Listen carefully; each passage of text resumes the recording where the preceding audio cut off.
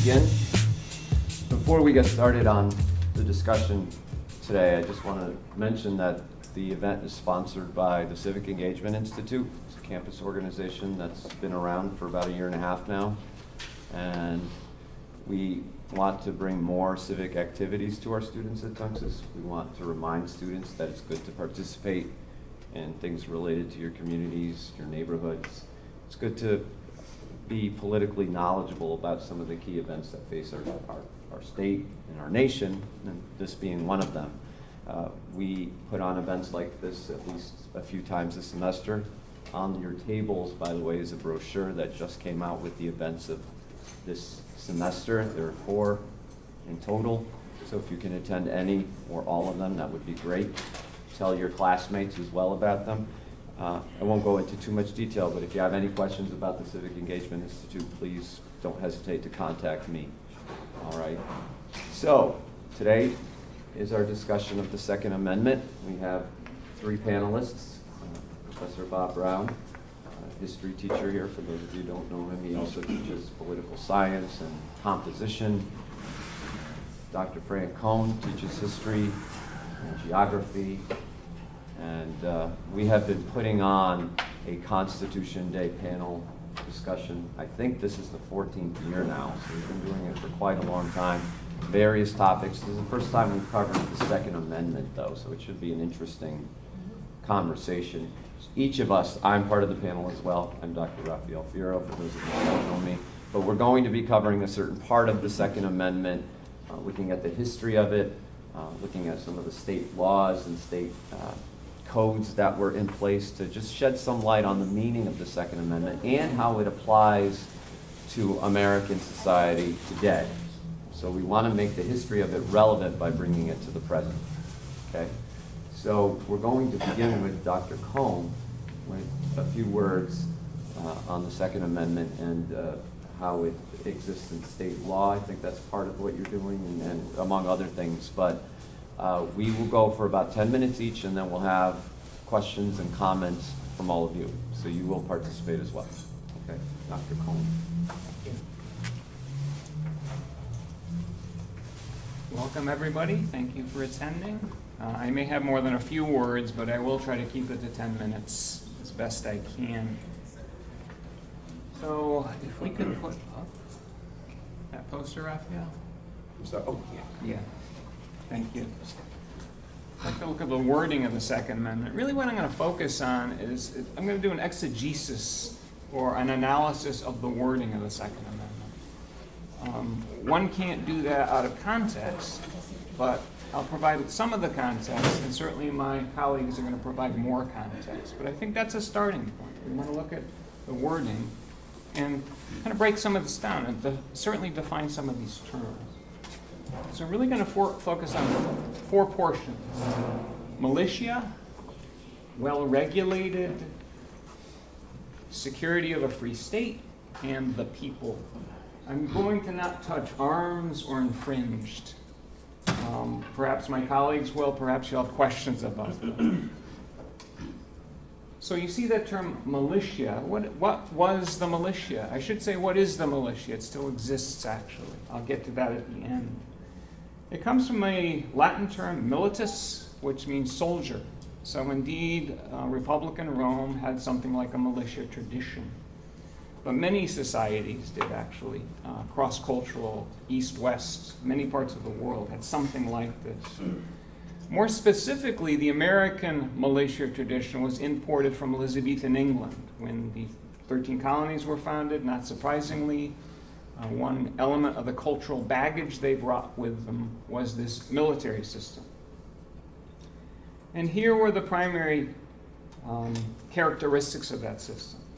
Most able-bodied males, 16 to 60 in age, were in the militia. By the 18th century, that age parameter had been changed from 18 to 45, so the older guys got left out, and the very youngest too.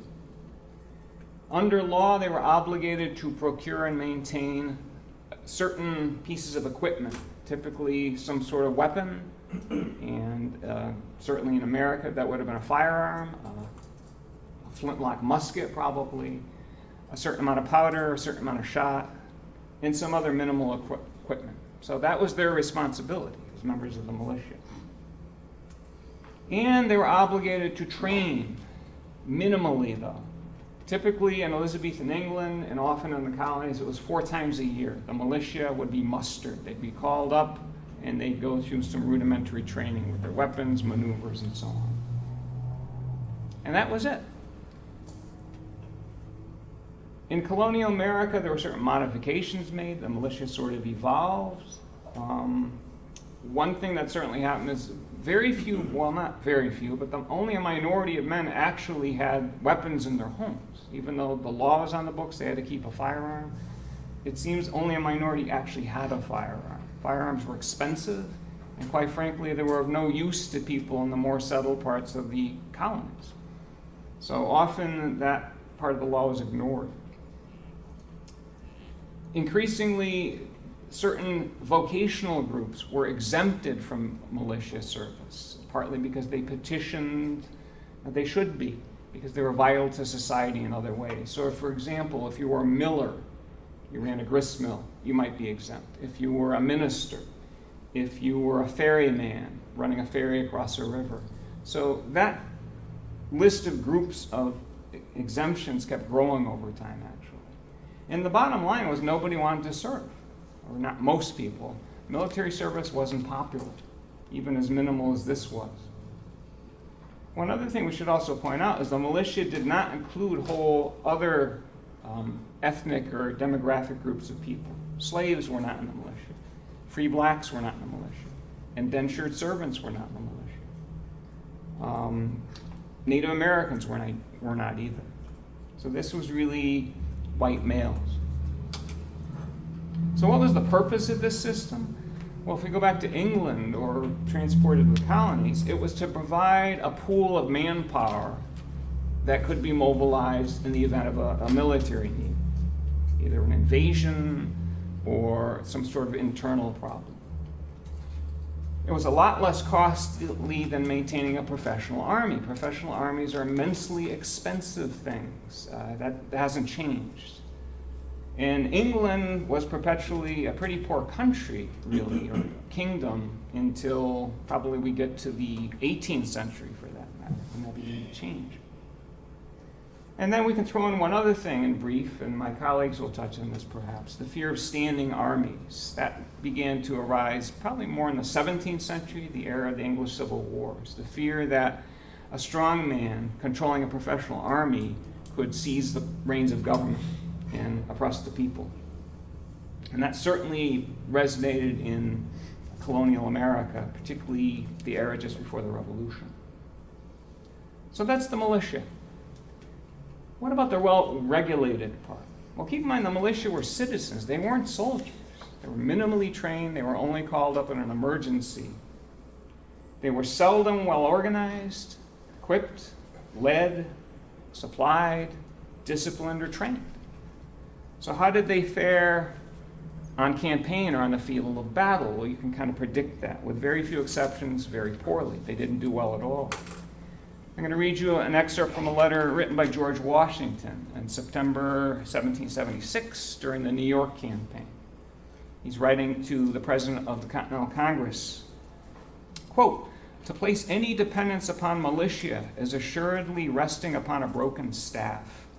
Men just dragged from the tender scenes of domestic life, unaccustomed to the din of arms, totally unacquainted with every kind of military skill, which being followed by want of confidence in themselves, when opposed to troops regularly trained, disciplined, and appointed, superior in knowledge and superior in arms, makes them timid and ready to fly from their own shadows." So what Washington found out is what many other communities found out. The militia weren't really an effective military force, with very rare exceptions. But what Washington was actually calling for in this letter, among other things, was we need to create a professional military force, or, if you will, a well-regulated force. So well-regulated was simply a term that meant a force that was trained, that was disciplined, that was well-led, that was well-supplied, that could be more effective on the field of battle. During the early national period of the United States, and for many, many decades later, there are various proposals put forth to do just that, to actually take the militia and divide it into two classes, the organized militia and the unorganized militia. And the proposals all went like this. We want to take a subset of the organized militia, probably the younger, fitter, more capable men, and we want to provide them with a higher level of training and discipline. And then in the event of an emergency, that's the group we're going to call out, is the organized militia, that we can hope will fare at least reasonably well in battle. We'll only call out the unorganized militia as a last resort because we know how that goes. They're not trained. They're not going to do well at all. And without getting into all the details, this would really give rise to the National Guard in the mid to late 19th century. The National Guard really became the primary element of the organized militia, and really it still is today.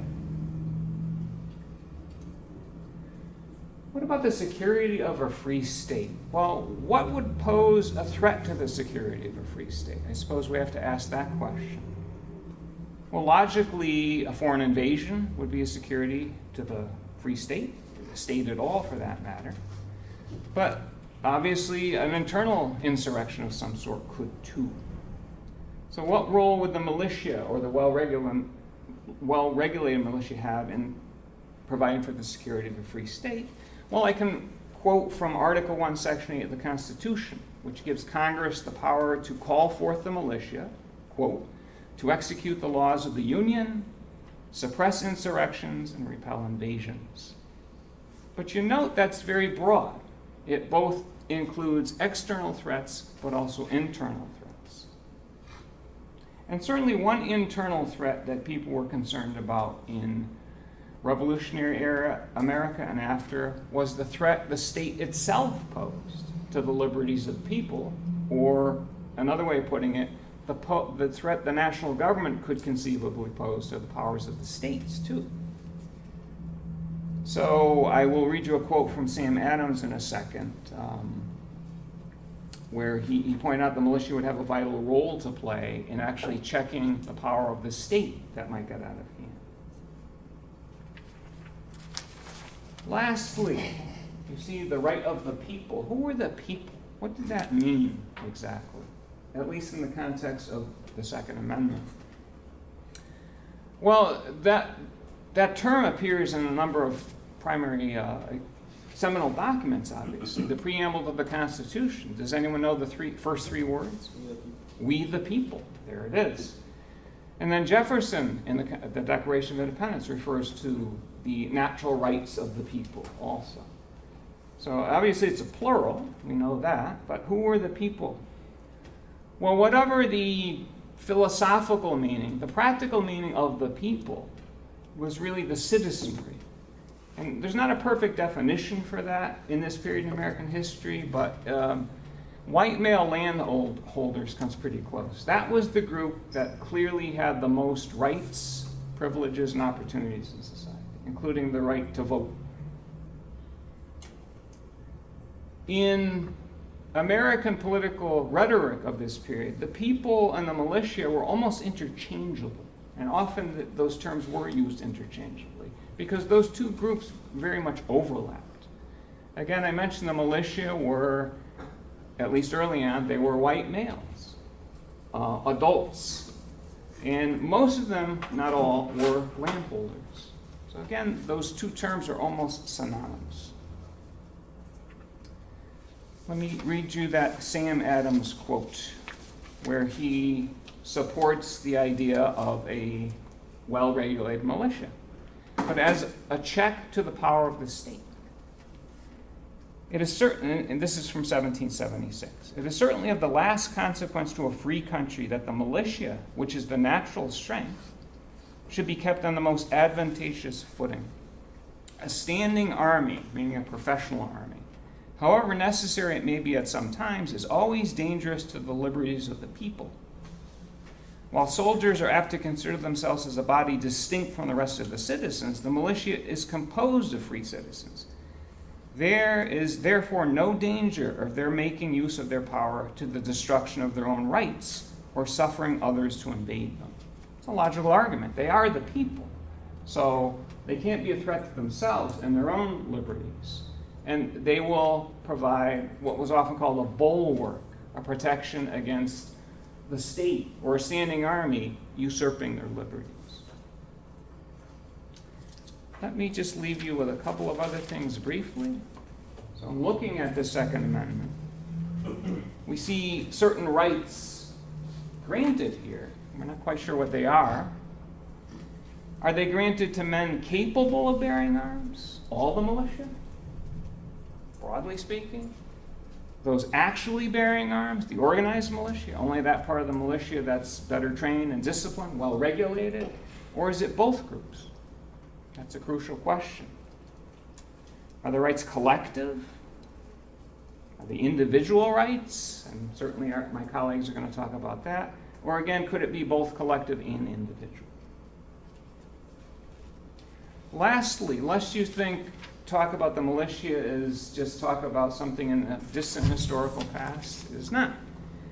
If you want to research this, the Connecticut General Statutes, Chapter 504, list militia law in Connecticut. And guess what? Section 27(1).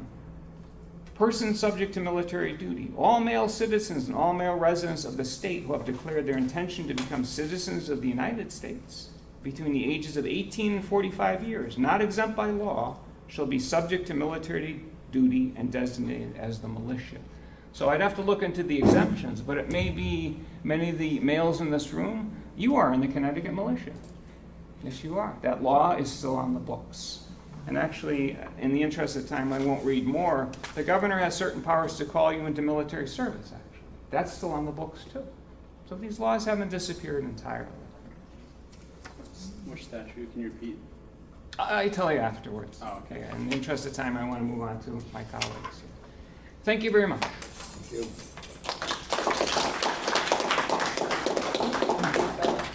You catch that.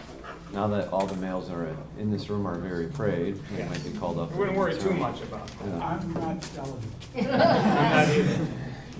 Okay, so what I'd like to look at is some of the history of our gun culture and of the context of the Second Amendment, dating all the way back before the Second Amendment was ratified in the 1780s. Essentially, history leaves it open to interpretation when it comes to the Second Amendment, what it actually means. The sentence itself is very clumsily written, which makes it hard to parse exactly what is said. Some people say that the fact that well-regulated militia comes first means that the amendment needs to be read within the context of militia, therefore gun ownership has to happen within the context of that, but I think Dr. Cohn pointed out pretty well that that's not necessarily the case. The founding fathers themselves, I think they were rather ambiguous about what they meant, about the meaning of it. In fact, they did not all speak with one voice anyway. There are 55 delegates to the Constitution. You probably had 55 different definitions as to exactly what the Second Amendment meant to them. And so that adds some complexity to the equation. The fact that we are here to judge what white men 240 years ago meant by what they said makes it more difficult as well. So it's subject to time and place. What I find rather tragic today is that the debate has kind of degenerated into not a discussion at all, but rather a shouting match. And it's a reflection of our 20th century, now 21st century culture wars that I want to talk about at the end of my presentation. But the history of gun rights predates the Constitution. The English Bill of Rights allowed for Protestants to carry guns. Some of you in my American government class, we talked about that, we studied it. In colonial America, individuals had the right to carry guns, and native attack might have been just around the corner. Of course, whites attacked Native Americans, and gun culture was all part of that. And it was legally justified in the eyes of the British Crown, at least. No one bothered to ask Native Americans about that, but that's another matter.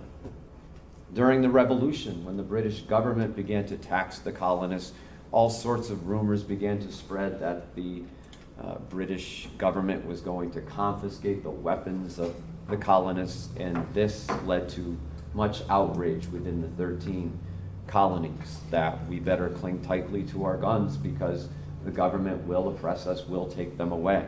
And again, this predates the Constitution by quite a few years.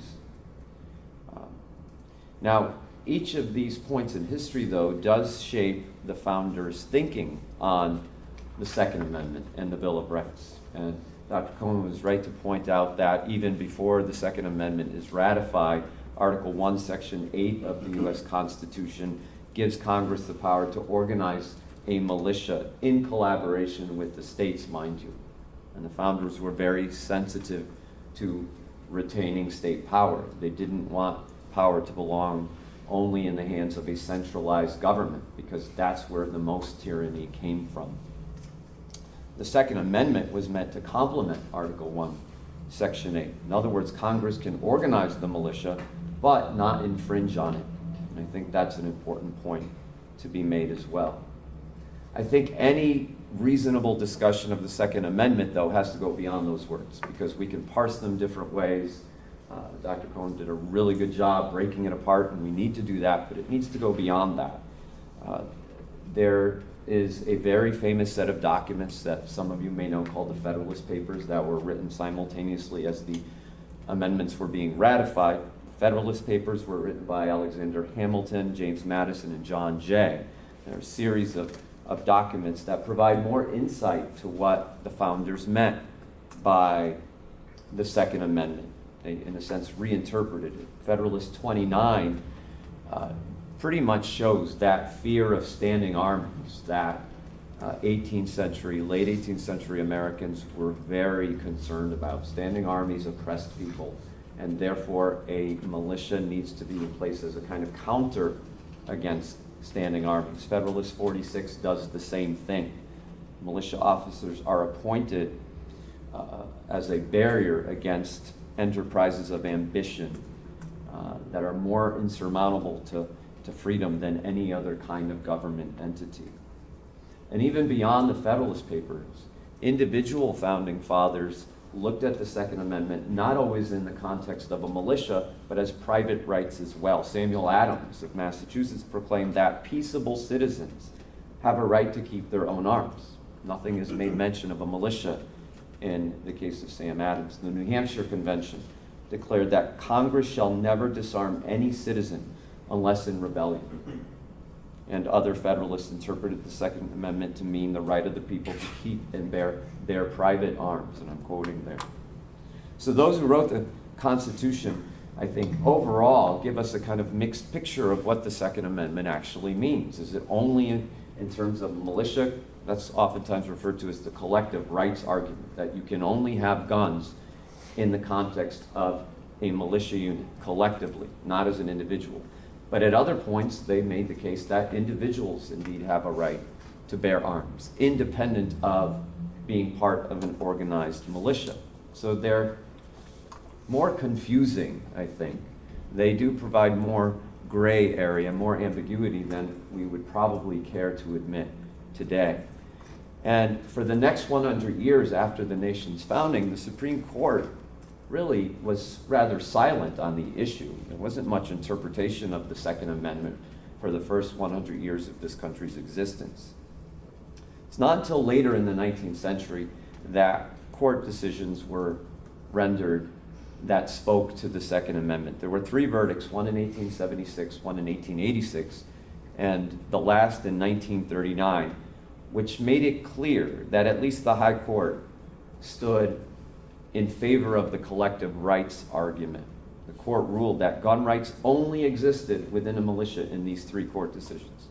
One ruling, in fact, went so far as to say that guns could not only be regulated and restricted, but actually prohibited.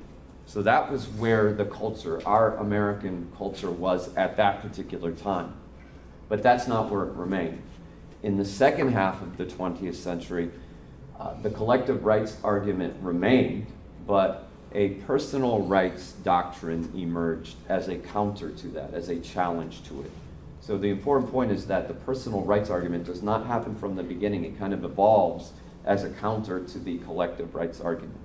Beginning especially in the late 1960s, circumstances changed the argument on gun rights toward an individualist approach, a personal rights approach to the whole Second Amendment. Why did it change in the late 1960s? I think Professor Brown's going to touch on this in some detail, but I do want to touch on some points. By the late 1960s, there was a fear of radicalism in this country in the form of the Black Power movement. The Black Panthers were probably the most well-known embodiment of the Black Power movement. The student movement had become somewhat violent in response to the Vietnam War. Those protests, while they may have excited and motivated lots of younger Americans, many older Americans were quite concerned about what they saw as society's fabric coming apart. And so that was a big fear of those, especially on the conservative side of the argument, especially those who were well-established, part of traditional America. They really did believe the country was unraveling. But coinciding with that was a huge spike, and this is probably the most important point, a huge spike in violent crime, starting in the late 60s. Homicide rates skyrocketed. Other violent crimes went way up. And so for average Americans, in response to that, some kind of intellectual exercise that the Second Amendment is only part of a well-regulated militia, it didn't resonate with them. They wanted to be secure in their own homes as an act of self-defense. And that is why many thousands and thousands of Americans began to argue we should have the personal right to defend ourselves. Politicians responded to that new thesis that emerged. So this is a key turning point. The fear of radicalism combined with that rise in homicide rates really got lots of Americans to think that if the government can't protect us, I need to protect myself and my family. And that's where you see this personal rights argument really taking hold among blue-collar, working class, even rural Americans in some cases, and also others, not just those segments of society. In some cases, not only did the government not assist individuals in protecting themselves, but the perception was that the federal government was on the side of those radicals and was not doing much to counter these acts of violence in the streets of America. Now, this new development, it really represented the rise of what you might call conservatism in America, which started with the presidency of Richard Nixon, and you might say culminated with the presidency of Ronald Reagan. There's a conservative shift in this country, and the gun rights argument becomes part of that. And again, thousands and thousands of Americans are responding to these changes. Articles are being written by scholars now challenging the collective rights, well-regulated militia part of it, and arguing that gun rights belong to the individual. So the Second Amendment, given these new circumstances, has gotten caught up in this modern conflict between conservatives, what some people call the right on the one hand, and liberals, what some people call the left on the other hand. That's really where the debate has emerged over the last, generation and a half, and it's remained there. This Second Amendment discussion has pitted conservatives against liberals, right versus left, maybe even Democrats versus Republicans, although you can't kind of neatly put these people in boxes. I understand that. To give these battles an even sharper edge, however, these culture wars have coincided since the late 1990s with the rise of mass shootings. It's an unfortunate, the most tragic development, of course, but it just added more volatility to debate. The fact that Columbine happens in 1998, and then you have a series of mass shootings ever since then. Today, mass shootings seem to be happening in record numbers, and that just adds fire, it adds fuel to the fire of the debate of what the Second Amendment actually means. So the gun rights battle is part of a larger culture war that not only has to do with guns, but with immigration policy, with race relations, with trade policy, with Donald Trump. You name the issue, and it kind of gets sucked in to the culture wars of the modern era. And arguably, social media has done nothing but fan the flames of these culture wars even more. And I would argue that as long as we're polarized, it's not really a discussion of the Second Amendment as much as it is a discussion about us and how we are going to approach this situation, and whether or not we keep civility or bring civility back into politics. Because as David Brooks has said, he's a New York Times columnist, progress on guns will be possible only when the culture wars subside. But I see no indication of that. I see us more polarized than ever before. Both sides, and this is the most striking thing to me, in the gun rights issue, the Second Amendment is just kind of a side note to it. But there's a profound distrust of each other. Probably, again, something that social media has exacerbated. And my argument overall is that as long as that distrust is there, then we still will continue to debate this, not in very productive ways, but in ways that continue the shouting match, in ways that continue to distrust the other side. Let me just say, people who advocate for gun rights, they're not rednecks, uneducated people who are just ignorant of the situation. They're really not. And likewise, those who believe that more gun regulations ought to exist, they're not trying to destroy America. They're not trying to confiscate your guns. There are 320 million Americans in this country. There are more guns than Americans. They're not going away anytime soon. And except for those on the fringe, no one is going to take your guns away. So again, the distrust issue is more important than the Second Amendment and what it actually says and what the Founding Fathers meant by it. And so that's where I stand. I'll leave you at this. There's a very famous historian by the name of Richard Hofstadter who wrote a book in the 1950s called The Paranoid Style in American Politics. And I love bringing in this book into these conversations just because it's so appropriate today, more so than it was, I think, when Hofstadter wrote. He basically says that there is something about American culture that breeds distrust of other arguments, of the other side of the equation. And if we don't find a way to counter that, then civility will continue to break down. We're going to continue to shout past each other rather than try to understand each other. And I think that's where we are now. So we really face a challenge in the 21st century. Not so much about guns, but about who we are as a people. Okay, thank you.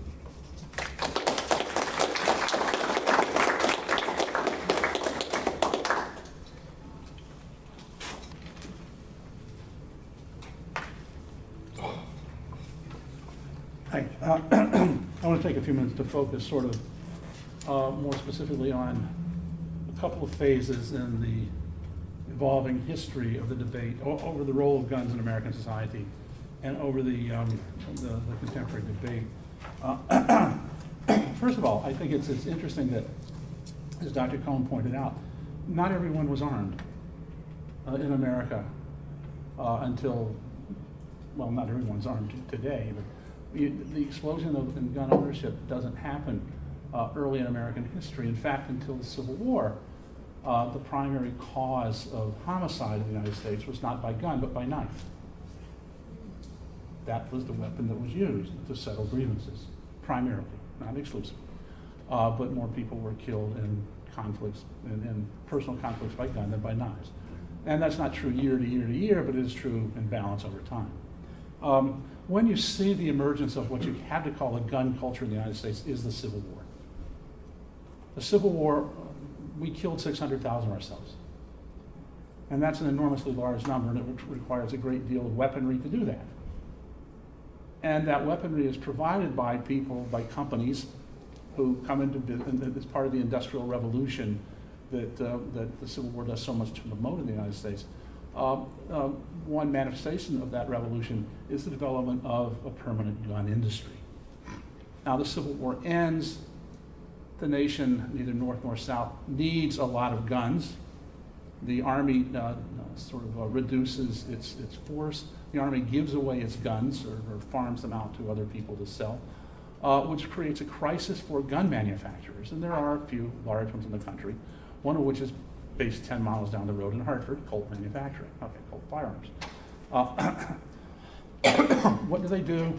They go to campaign, I think rather concerted and obvious, to convince people living in the newly settled or newly settling parts of the country, you need a weapon, you need a firearm, you need a Colt 45, you need something to protect you. And you can look at the sort of a variety of cultural artifacts that echo today to see this in operation. I mean, we've all seen television westerns. Everyone is armed. The Colt 45 is the pistol of choice. The Colt 45 is a significant evolution in weaponry because it fires more often, more accurately, more regularly, and than traditional weapons. Is this another firearm? Oh, okay, good. I thought another fire drill. They're out to get me. It becomes part of the culture then as it is today. We've seen the westerns. One of my favorite movies in recent history is Back to the Future 3, in which Marty McFly, transported back to the Old West, demonstrates his proficiency learned at a video shooting arcade by using a Colt 45. A Colt 45 is on sale by a person from presumably Connecticut, a salesman for a Colt. You can see this sort of evolution happening. You can see the conflict between ranchers and cowboys and homesteaders. We become a gun culture at this particular point. And I wanted to make that point clear. I think it's clear that the Civil War is the pivotal time where we become a culture in which gun ownership is not only accepted but encouraged. That's the first point I want to make. The second is, and I have to say that I owe a great deal of credit here to one of our librarians, Rachel Highland. Those of you who take Comp 2 with me, you've heard a bit of this in our conversations this time, and at this time, you can just tune out now and we'll come back to it when it becomes relevant. But I want to point out that the original gun rights advocates of modern times in American society were a radical African-American freedom organization, the Black Panther Party. Black Panther nationalist organization advocated what was called, during that time, armed self-defense in neighborhoods where blacks were actually a majority of the population. Self-defense against what?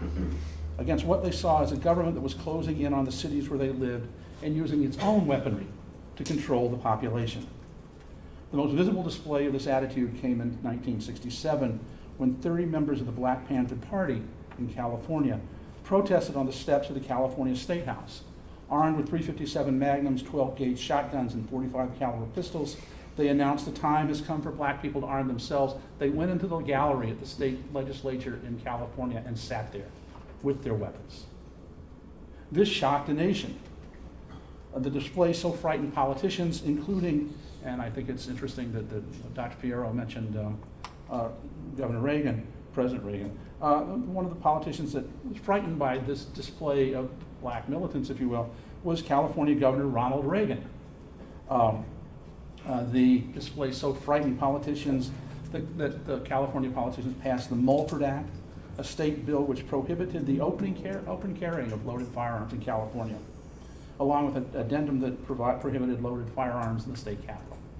The 1967 bill took California down the path to having some of the strictest gun laws in America and helped jumpstart a surge of national gun control restrictions. As I said, the bill was named after a Republican assemblyman named Don Mulford. It had already been drafted and was the subject of legislative debate on the date the Panthers showed up. That's why they showed up. Had been crafted because members of the Black Panther Party were conducting armed patrols of their neighborhood in Oakland to carry out what they call cop watching, making sure that the cops did not overstep their authority by basically walking behind them with guns. The Panther protests showed up in the legislature, drew national attention, and drew vehement commentary, of course. At this time in 1967, both Republicans and Democrats in California supported increased gun control. Governor Reagan, today a sort of patron saint to those on the other side of the issue, actually happened to be present when the Panthers arrived. It seems he was greeting a group of school children come to take to the State House to watch the legislature in action. Reagan later said at a press conference he saw no reason why on the street today a citizen should be carrying a weapon. And guns were a ridiculous way to solve problems that had to be solved among people of goodwill. He also said, and this is the governor talking, who became the president, that the Mulford Act would work no hardship on the honest citizen. And Dr. Fierro was right. Governor Reagan, President Reagan is associated with the gun control, with the armed gun rights movement today. He wasn't in 1968. What's the background? The Gun Control Act of 1968 in California adopted new laws prohibiting certain people from owning guns, providing for beefed up licensing and inspection of gun dealers, and restrictions from the importation of cheap Saturday night specials that were popular in some urban communities. That's the background. I'd also add that the Federal Gun Control Act of 1968 had bipartisan support, including support from the National Rifle Association. The NRA supported the Gun Control Act of 1968. The leading pro-gun advocacy group today, of course, is the NRA. In contrast to its attitude today, the organization fought for stricter regulation in the 1960s.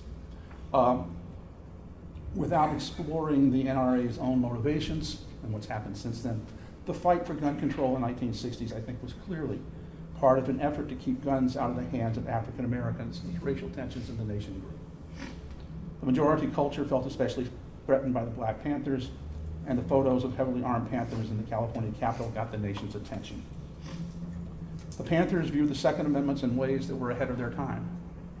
Rather than focus on the idea of self-defense in the home, Black Panthers took to the streets with their weapons, where they felt the public, particularly African Americans living in inner cities, needed protection from government. These ideas eventually infiltrated into the NRA to shape the modern gun debate. In other words, the NRA sort of appropriated the thinking of the Panthers.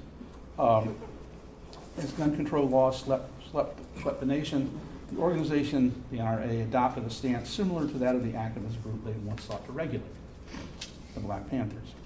They supported open carry laws and concealed weapon laws high on their agenda. As both Dr. Fierro and Dr. Cohn have mentioned, few aspects of the United States Constitution have been as murky and divisive as the Second Amendment. But I think that it is interesting historically to see how the Panthers went about developing their position and why they did it. I also want to point out something else that Dr. Cohn in particular alluded to. At the heart of the Panthers' belief in armed self-defense, as they called it, was gun ownership and training. They collected a variety of guns, including machine guns, rifles, and handguns. New recruits were required to learn how to use, clean, shoot, and maintain guns. They went through training much like a militia. In addition to understanding their right to carry firearms and how to communicate their right to carry firearms to police in California, they went through training. A leader of the Black Panthers, Huey Newton, put his own knowledge of the law to the test after he and a colleague were stopped by Oakland police officers in early 1967 driving a gun filled with weapons. Questioned about the guns, Newton simply replied that the only thing he was obliged to give was his identification, name, and address. At the request of the officer, Newton stepped out of his car, rifle still in hand, and refused to explain why he and other Black Panthers were carrying weapons. As onlookers gathered, the police tried to disperse the crowd. Newton welcomed them to come on in. He knew that under California law, bystanders could legally view an arrest as long as they didn't intrude, and he thought he might be arrested. Since there were no violations for the police to charge him with, Newton and his friend were able to leave the scene without any trouble from law enforcement.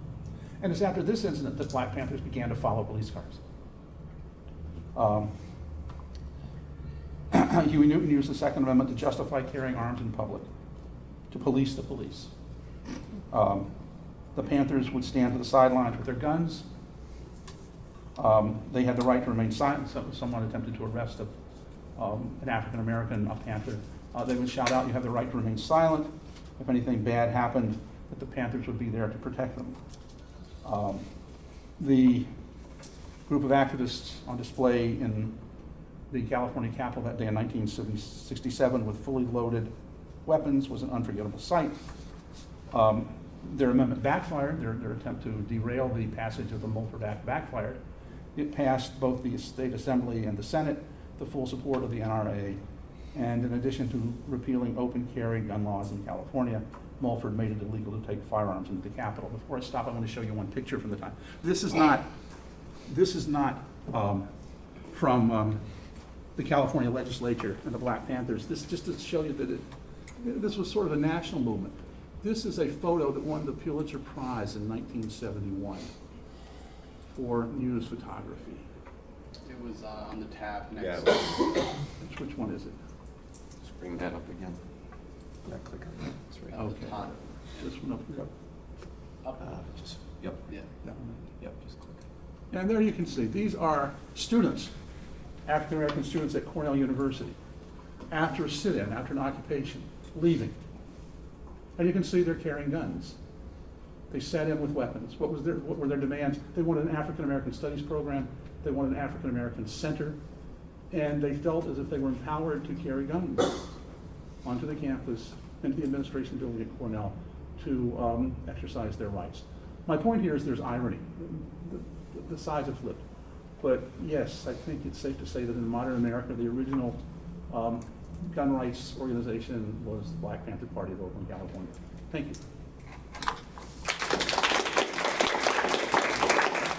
Are there any other questions or comments? So Yes? you said earlier, someone said that Article 1, Section 8 in the Constitution, and then the Second Amendment kind of supplemented that, and it's very murky. So if you look at the sentence that, you know, we, the militia, the first 4 words have militia in it, and then there's the comma, we the people. So it's murky whether it's really the militia or the citizens, is very confusing. Right, and I think it goes back to what we argued earlier, and that is, I don't think that the founding fathers saw those two things as separate. I think they used the term militia and the people synonymously, and that explains why in some writings they didn't use the word militia at all, while in other writings they made it the central part of what they were saying. So it was there, maybe the interpretation is that the people have the right is the militia, not the common farmers, the non-landowners. From my reading of the founders, I think that meant all of the above, that it could mean the people individually, based on their other correspondence. We have to Again. keep in mind the militia, again, were white males, you know, largely speaking, with a few exceptions, but it was a very large group of people. It really was the citizenry for all intents and purposes. But again, the question becomes, is it just the well-regulated portion, or is it the people in the unorganized militia, or is it both? Yes? Okay, so there's a lot of quotes that can be found from the founding fathers, including George Mason and James Madison, both. George Mason has one, I ask, who are the militia? They consist now of the whole people, except a few public officers. This was in the address to the Virginia Ratifying Convention on June 4th, 1788. Right. Name of James Madison. The right of the people to keep and bear arms shall not be infringed. A well-regulated militia composed of the body of the people trained to arms is the best and most natural defense of a free country. That was in the Annals of Congress, 434, June 8th, 1789. There's a lot of other quotes that can be related to it, Right. and so you said that there might be some interpretation that would differ depending on who you talked to back then. One of the things that I thought about after you mentioned that in class a few weeks back was that they agreed enough to sign it, but when I read that part by Edwin Meese, is that the third? Okay. It seems clear that the founding fathers knew exactly how important their job of writing the Constitution Absolutely. was, and leaving any sort of ambiguity about the interpretation could be detrimental in certain parts. Some people would argue that the Second Amendment was meant to be clear-cut in a way that did offer some interpretation, but it wasn't muddied up by excessive amounts. Well, it's any amendment subject to interpretation and limitation, so there is that. and But I think that's you're the right. judiciary. I think you're right in saying that the founding fathers did establish a consensus on the meaning of the Second Amendment, which goes back to my original point that those two terms, militia and the right of individuals, are synonymous, I think, in their thinking, generally speaking. I think you mentioned, was it George Mason's writing in 1788 at the Virginia Ratifying Convention? That's important to note, because if you want to understand the Second Amendment in the context of the late 18th century, there was a great deal of fear that the states would lose their power to the central government. And so to the people who lived, who resided, to the citizens who resided in these states, they were very sensitive to the idea that they're giving up their sovereignty to a centralized authority. And that is the very definition of tyranny. And so that's what they're responding to, that kind of federalist discussion of where the power lies. Does it lie with the states and therefore the people, or does it lie with the central government? The whole That's one of the anti-federalist federalist primary- debate is about that. And that's one of the primary objections of many of the people who oppose the Constitution, that it was, Anti-federalist, right. it infringed dramatically on the power of the states by expanding the power of a federal government. And from the little research I had time to do, it was the anti-federalists who were most vehement in trying to define the right to bear arms as an individual right for that reason, because they feared in strengthening the new national government, conceivably that national government could pose a threat to the states or the liberties of the people. Right. And that would be a protection against it. And the other point associated with that, before we go on to other questions, because I know there are others, but of the Bill of Rights, the first 10 amendments to the U.S. Constitution, only the Second Amendment can be read as a collective right rather than an individual right. And so I think sometimes when people oppose gun rights, they're holding the Second Amendment to a bit of a higher standard than the others. And that, I think, is an interesting part of that debate. But anyway. Raphael, I was just gonna say, by what you just had up on the screen, I don't think it's murky at all. I think the people is obviously all of us. I don't think there's any murky. You mean this? I don't think there's any murkiness involved there at all. Right. The right of the people, just like they're able to be secure in their persons, papers, and effects. Sure. Well, your firearm would be your effect. Mhm. So in that sense, those other amendments do incorporate the concept of the Second Amendment also. No, I think you're the right. people is very clear to me, each and every one of us. Right. And it is to oppose it against tyranny, and that's what I believe the concern was also at the time, which was very probable. Right. And the thing that I find today, which is strange, is people tend to not focus enough on the concept of shall not be infringed. Right. It doesn't I did say mention we can slowly whittle away at it. It doesn't Mhm. say we can create, issues with gun rights about as far as better, regulations as far as who should have them. I would agree that mental health is an important issue that's, being raised today in Sure. regard to that. Of course. But if you take the example of, if you have a DUI or a DWI, fatal crash that involves alcohol, Mhm. you don't go after the vehicle. You don't go after the car or the van or whatever that is. Right. It's the person with the issue that created the problem. It isn't the piece of equipment, which would be Right. the vehicle. Right. And in that example, a vehicle could also be construed as a deadly weapon. And depending on who is behind that vehicle would obviously matter what happened in that circumstance. So all I'm trying to say is, in that circumstance, you wouldn't go after the vehicle. Mhm. So if there's an attack, I believe, on the Second Amendment going on today, and people are trying to whittle away people's rights. And I believe it's important for us to fight for that amendment to protect our gun rights, because it does protect against tyranny. Well- And even the Japanese, when they attacked Pearl Harbor, and they said, we believe we've awakened a sleeping giant, but there was the fear that behind every blade of grass was an American with a gun. And that alone set up a system of checks and balances in people's minds that they want to think twice before trying to subvert America. And I believe that's what's kept us free all these years, even till today. And I think it's very important for us to fight and to maintain our Second Amendment rights no matter what. Well, I agree with a lot of what you said. I think, though, that any reasonable discussion of the Bill of Rights does place limitations of some kind on each of these amendments, right?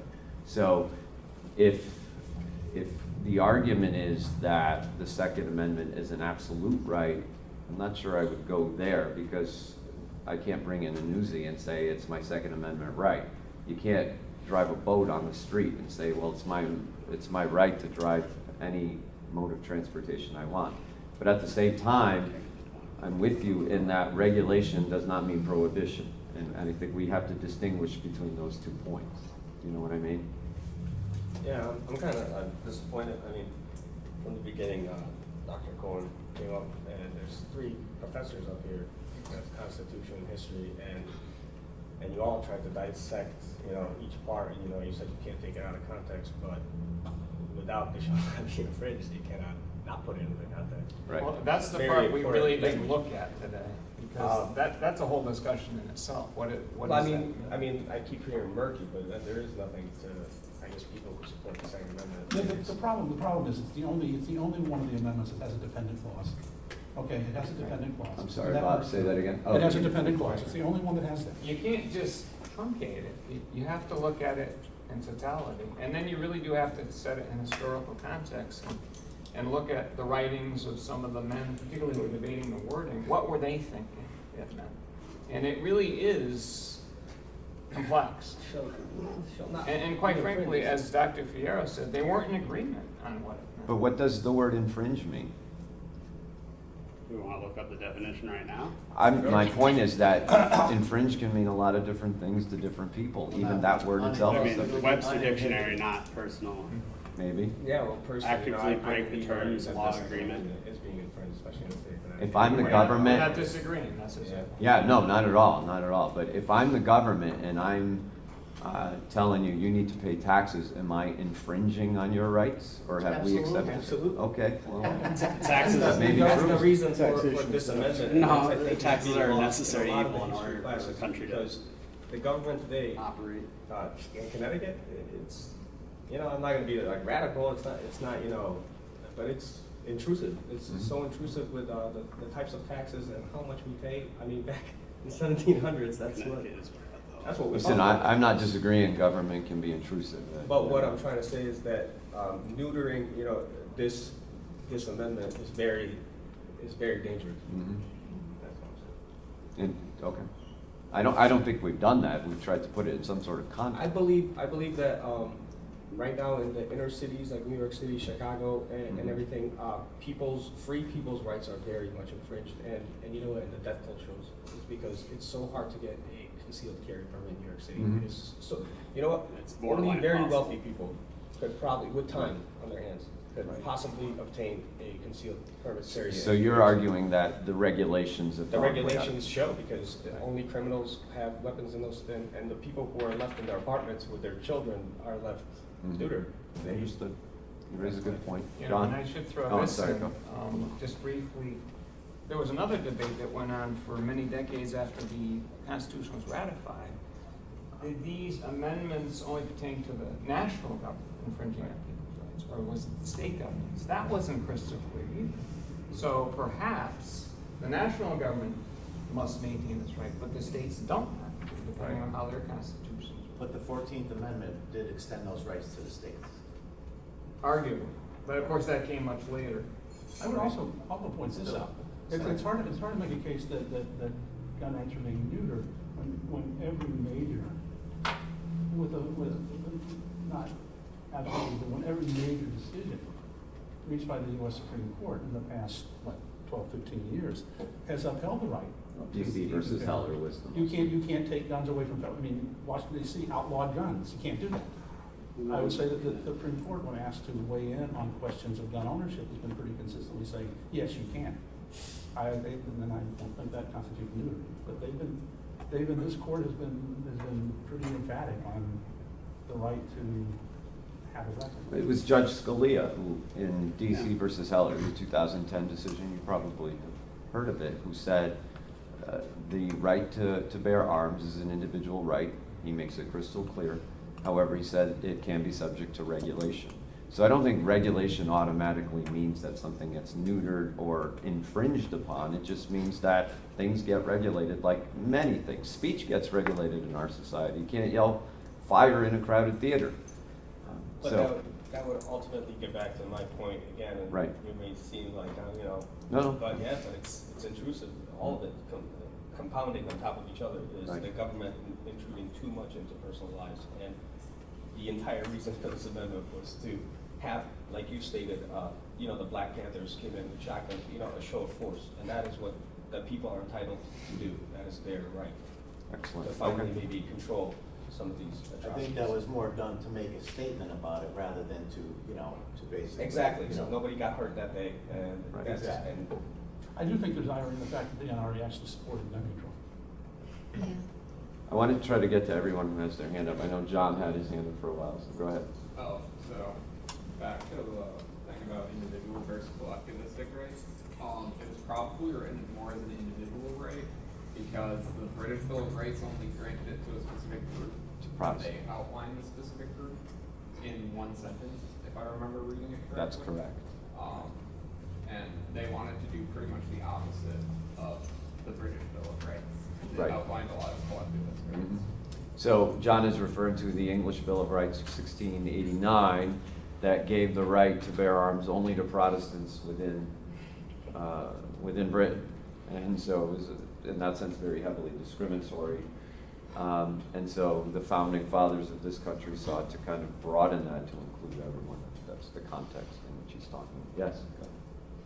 I've been sitting here listening to what everybody has to say, and over the past several years, I've listened to different news cycles as they happen and hear about the different shootings. And I have to say, the whole thing saddens me. And as I sat here, I noticed something, and I noticed commas. And I noticed how the commas are placed.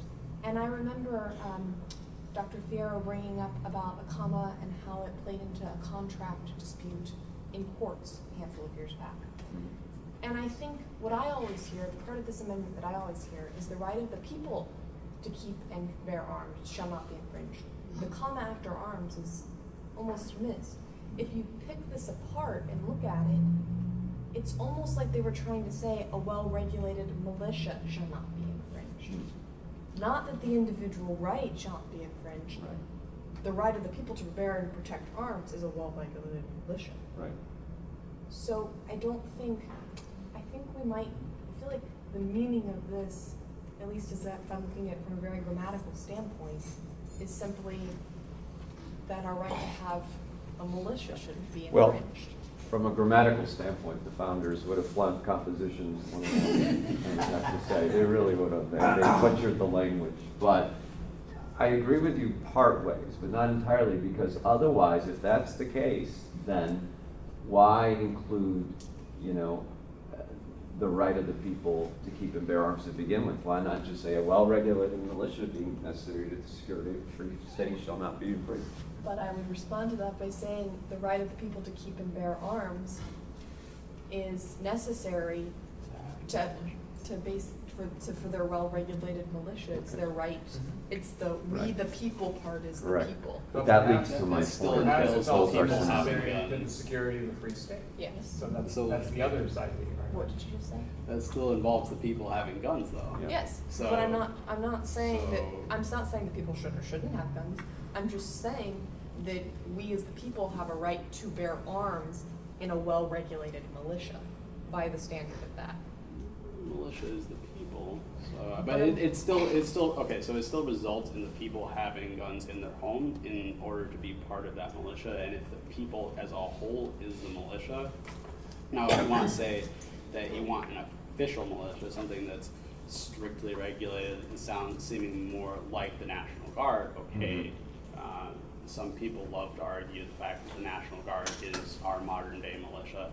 But not all of them. Not all of it, and there are militias still dispersed around. Some of them are a little bit loopy. And Some would call them insurrectionists. yeah, but others might some not. make me a little bit uncomfortable, Sure. and I am a gun owner, and I am very pro-gun, but I still don't see a reason to shut them down Right. unless they, like we have ways of suppressing them in case they decide to pull a little bit of insurrection. All right, there are a couple more hands up, and we're just about out of time. So I saw Alex's hand. He's been up for a while, and then I'll get to you if I can. Go ahead. I think in relation to the discussion we're having. Can you speak a little louder, Alex? So I think in the relation to the discussion we're just having about a well-regulated militia, similar to what Professor Combs said,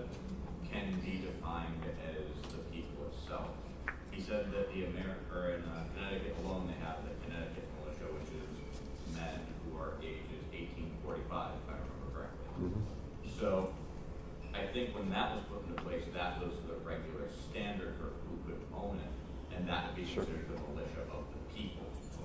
I think as times change, as we know, that terms adapt.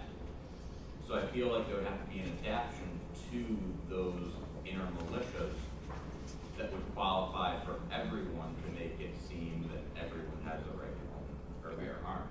Yep. Excellent point. I'm not hearing anyone talk about the regulating of different types of arms. Mm. And that, I think, to people, a lot of people that I speak to in my generation, it's not so much that we want guns taken away or given to or whatever, but it's the type of weapons that are out there that are so, unnecessary for people to own. Yeah. And I think that's my word. That's the part of the debate we really haven't, maybe Right. we should have a second round of this Yeah. discussion, because that's what Yeah, we're leading to. Go ahead That'll be quickly. a fun one, is brown nose. I- Brown nose that I've covered that Yes, I do. last semester. And Karen, Go ahead, you covered them, I think. Oh, I have the 15 whole paper up, if you 15 wanna go over pages. 15 pages. Yeah, yes, you did. It was great. And just maybe this is a setup for part two.